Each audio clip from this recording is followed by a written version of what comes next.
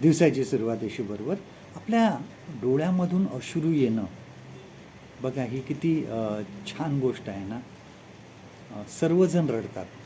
असं कोणी म्हणू शकत नाही की मी कधी रडलोच नाही किंवा माझ्या डोळ्यातून कधी अश्रू आले नाही.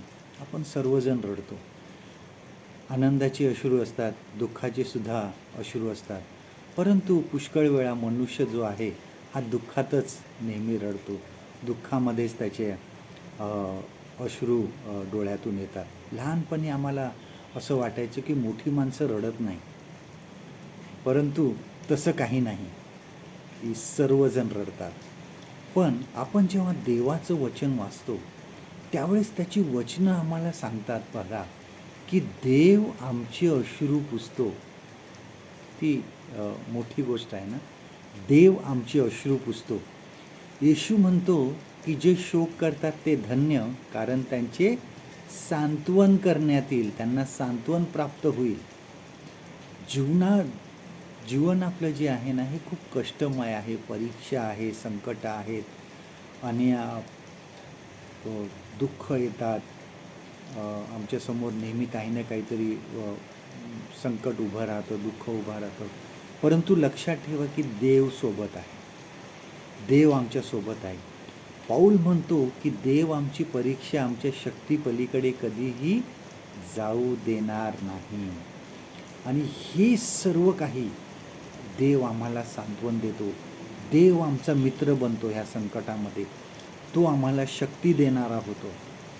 बघा, आपण अश्रूबद्दल ज्यावेळेस विचार करतो त्यावेळेस पवित्र शास्त्र आपल्याला काय सांगतं बघा. प्रगटीकरण 21वा अध्याय 4 वचन काय म्हणतं?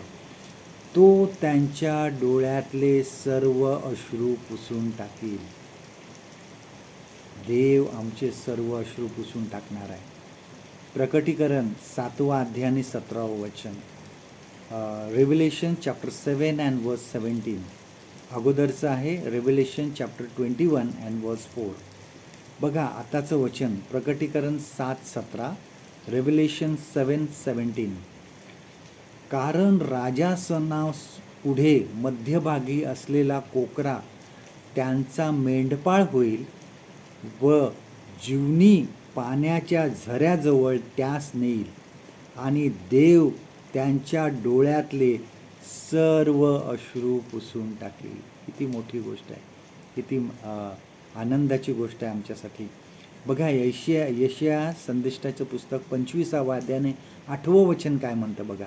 आयझया चॅप्टर 25 अँड वर्स 8. तो मृत्यू कायमचा नाहीसा करतो. प्रभू परमेश्वर सर्वांच्या मुखावरील अश्रू पुसितो. देव आमचं सांत्वन करतो. देव आमचे अश्रू पुसतो. देवाला आमचं ओझं माहीत आहे.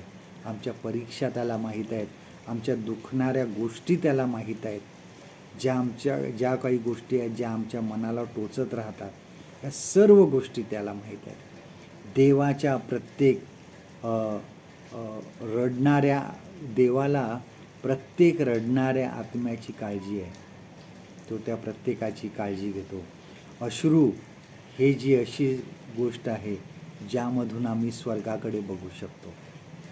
आजचं देवाचं वचन आपल्यासाठी हे आहे. पेत्राचे पहिले पत्र याचा 5वा अध्याय 10वं वचन. 1 पीटर चॅप्टर 5 अँड वर्स 10. तुम्ही थोडा वेळ दुःख सोसल्यावर आपल्या सार्वकालिक गौरवात यावे म्हणून ज्याने ख्रिस्तामध्ये तुम्हास पाचारण केले तो सर्व कृपेचा देव स्वतः तुम्हास पूर्ण दृढ व सबळ करील. परमेश्वर करो आजचा दिवस तुमचा आशीर्वादित करो.